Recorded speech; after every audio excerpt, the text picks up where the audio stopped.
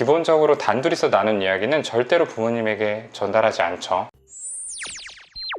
안녕하세요, 내부자들입니다. 오늘은 청소년 여러분 그리고 그 부모님을 위한 정신과 지침서, 안내서라는 제목으로 방송을 준비해봤습니다. 저희한테 직접 메일을 보내주시는 10대 리치님들이 꽤 계시는데 다른 연령대 분들과 다른 점이 하나 있어요. 대부분 병원에 다니지 못하고 계신다는 점입니다. 맞아요. 20, 30대 분들은 저 치료를 받고 있는데 하면서 이제 치료 과정에 대한 궁금증 같은 것들을 물어봐 주시기도 하고 하시거든요. 근데 10대 분들은 대부분 병원은 못 가고 있어요. 이거 병원에 가야 할까요? 이렇게 좀 여쭤보는 분들이 많이 계신 것 같습니다. 네. 이런 이유는 좀 여러 가지로 생각을 해볼 수 있을 것 같은데 크게 좀 두 가지로 나눠지는 것 같아요. 첫 번째는 부모님이 허락해 주지 않아서, 두 번째는 내 증상이 우울증인지 잘 모르겠어서, 혹은 이게 병원을 가야 할 정도인지 잘 모르겠어서 이렇게 좀 생각이 되시는 것 같습니다. 어떤 이유가 됐든지 간에 병원을 찾지 못한 채 힘든 마음 혼자 끌어안고 계실 청소년 분들께 이 영상이 도움이 되셨으면 좋겠습니다.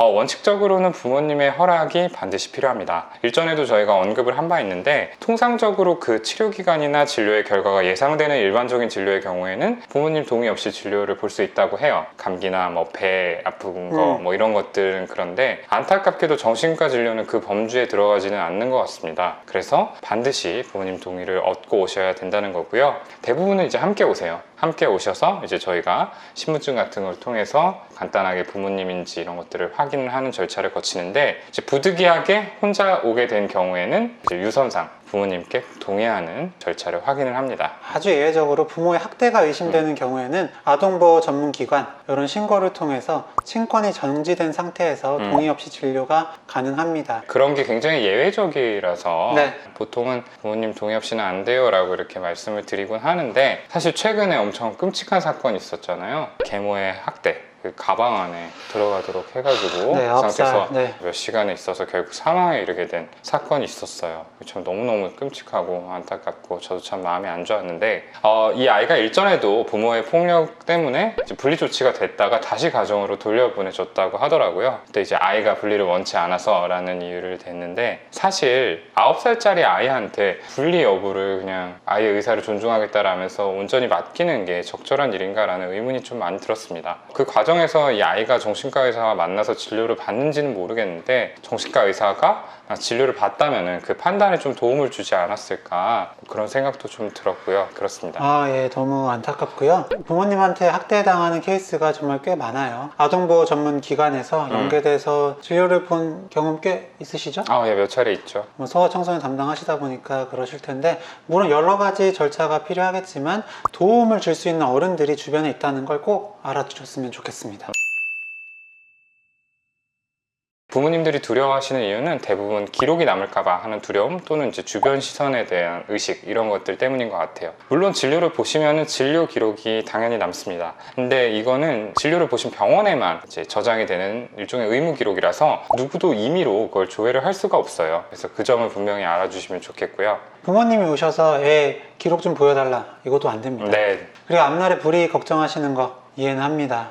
대학에 진학할 때 혹은 나중에 취업할 때 문제가 되는 거 아니냐 걱정을 하시는데요. 사실상 저희가 반복적으로 말씀드리지만 국정원, 파일럿 이런 특수 직업군, 그렇죠. 아니면은 보지도 않을 뿐더러 볼래야 볼 수도 없습니다. 네, 볼 수가 없죠. 그리고 보험의 경우에서도 좀 망설이시는 이유가 되는 것 같은데, 이 정신과 진료 기록을 근거로 예전에 가입을 좀 거부하는 관행이 있었던 거는 사실이에요. 근데 여기에 대해서 나라에서도 인지를 하고 있고, 어떤 표준 보험 약관 같은 거를 손봐서 이제 좀 원천적으로 막으려는 시도들을 하고 있고요. 사실 보험사 쪽의 인식도 좀 많이 변한 것 같아요. 예전에는 무조건 이제 그런 경우에는 보험 가입을 거부하거나 인수를 거절하거나 하는 경우가 많았는데, 최근에는 아예 이런 정신질환에 대해서 좀 전문적으로 보장하는 보험 상품을 개발하는 경우도 있고, 실손에서도 이제 최근에 가입한 분들의 경우에서는 정신과 진료에 대해서 몇 가지 진단명이 붙었을 때 보장을 해준다고 들었습니다. 그리고 무엇보다도 솔직히 당장 가입 안 하실 보험 걱정을 하는 것보다는 자녀분의 좀 마음 상태에 좀 더 집중을 해서 치료를 받으실 수 있게 해주시는 게 더 맞다고 생각을 해요. 심지어 나라에서는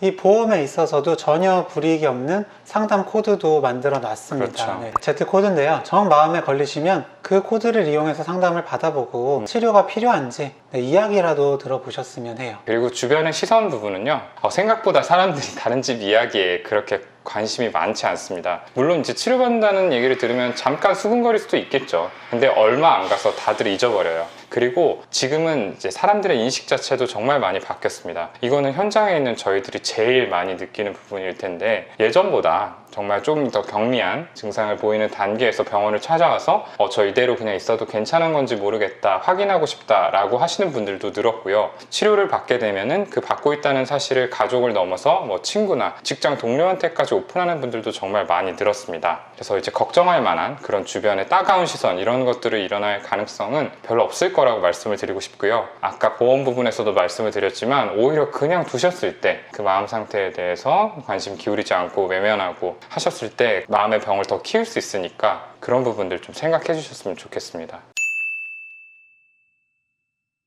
네, 이런 청소년분들이 스스로 우울증이라고 생각을 잘 못하는 이유는요, 일반적으로 알려진 우울증과 다른 형태로 나타나는 경우가 꽤 많기 때문입니다. 우울증이다 라고 하면 하루 종일 우울한 기분을 느껴야 된다라고 생각을 하는데, 실제로는 그런 경우가 많지 않거든요. 네. 물론 뭐 우울하고 기분이 가라앉는다 라고 하는 청소년 친구들 많이 있지만, 감정 기복이 심해지고 사소한 일에 짜증나고 막 화나고 이런 경우가 오히려 더 많아요. 어떻게 보면 예민함이 가장 큰 특징인 것 같아요. 네, 맞습니다. 수면이나 식욕의 변화, 이런 것들은 이제 우울증의 증상으로 많이 알려져 있는데, 사실은 이제 성인만큼 소아청소년에서 그런 증상들이 좀 중요하게 다뤄지지는 않아요. 그런 변화가 뚜렷하지 않은 경우가 더 많은 것 같고요. 반면에 이제 좀 더 특징적인 증상들이 있는데, 좀 어린 친구들의 경우에는 이제 설명되지 않는 여러 가지 신체 증상들이 발생하는 경우가 있습니다. 머리가 아프거나 배가 아프거나 어지럽거나 이런 것들이 가장 흔하고요. 아무래도 언어로 감정을 표현하는 게 조금 서툴다 보니까 이런 여러 가지 몸의 증상으로 심리적인 어려움에 대해서 표출을 하는 게 아닌가, 그런 생각이 들어요. 반면에 이제 중고등학교 이렇게 좀 나이가 들어서 청소년이 될수록 무기력감이라든지 의욕의 저하, 상실, 이런 증상들이 조금 더 많아지게 되고요.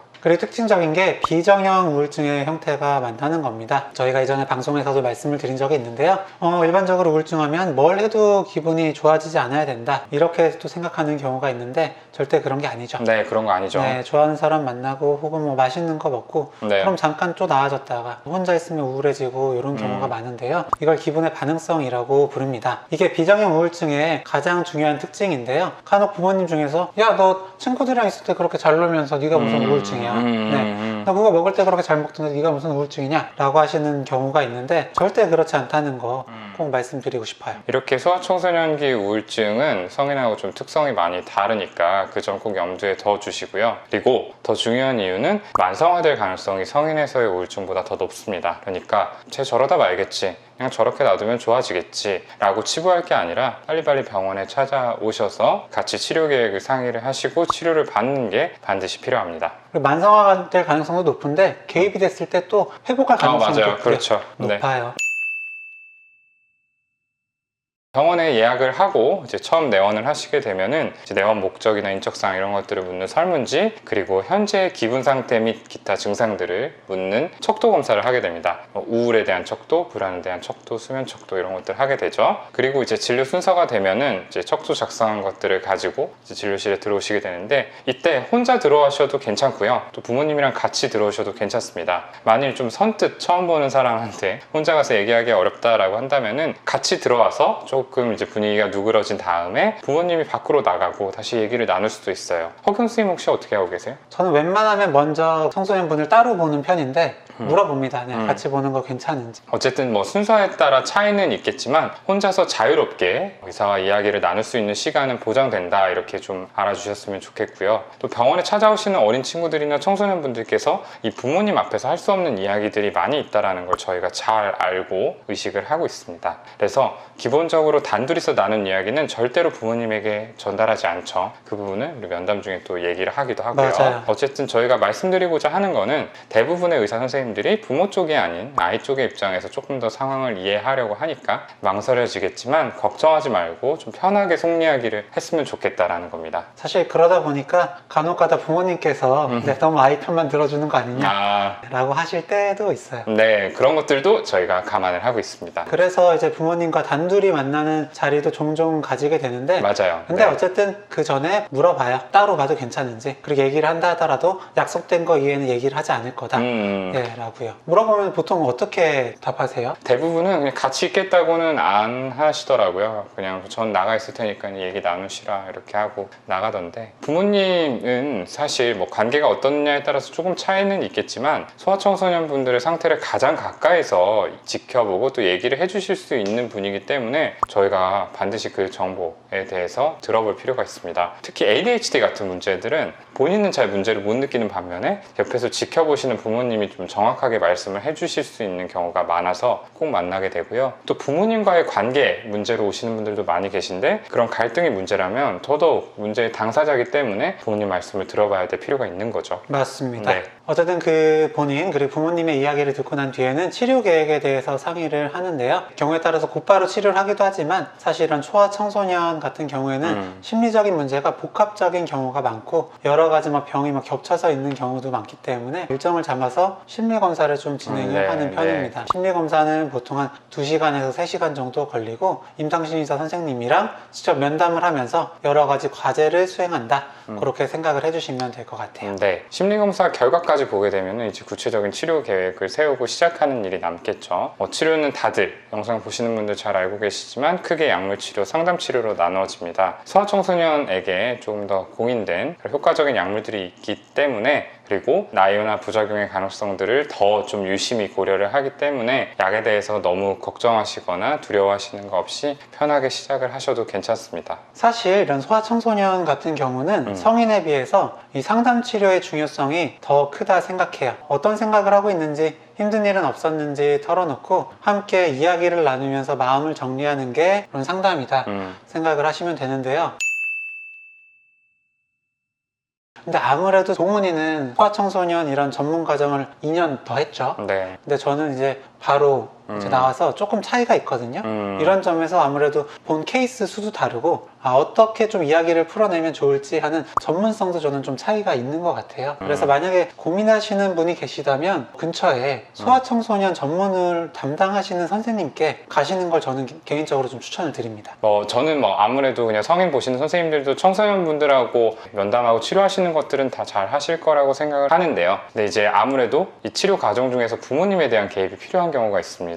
부모님을 정기적으로 면담하거나 이제 가족 치료를 하거나 이렇게 됐을 때 그런 것들이 이제 일반적인 정신과 트레이닝 과정에서는 기회가 그렇게 많지 않은 경우들이 있기 때문에 그런 점들을 고려하면 이제 소아청소년 전문 과정을 밟으신 선생님께 진료를 보시는 것도 나쁘지 않을 거라고 생각합니다. 경과, 이후에 얼마나 좋아질 수 있는지 이런 예후에도 부모님이 얼마나 변화할 수 있는지, 얼마나 협조할 수 있는지가 굉장히 중요하게 작용을 합니다. 그런 만큼 다시 한번 열린 마음으로 자녀의 치료 문제를 생각해 주시기를 꼭 당부드리도록 하겠습니다. 네, 지금 이 순간에도 아마 병원에 갈지 말지 고민하고 계신 어린 친구들이나 청소년분들 계실 거라고 생각을 하고요. 그런 분들이 이 영상을 보고 좀 힘을 얻어서 부모님께 말씀도 해보시고 병원을 좀 찾으실 수 있으면 좋겠어요. 네, 이 영상 좀 같이 네. 보면서 얘기하셔도 네. 참 좋을 것 같고요. 가끔 병원 오시는 분들 중에서는 영상 보고 같이 얘기 나눈 다음에 오게 됐다, 이렇게 얘기해 주시는 분들 실제로 계십니다. 그런 부분에서 저희가 오늘 드린 말씀들이 좀 도움이 됐으면 하는 바람이 있어요. 저희는 다음 시간에 더 흥미있고 유익한 주제를 들고 다시 찾아뵙도록 하겠습니다. 감사합니다. 감사합니다.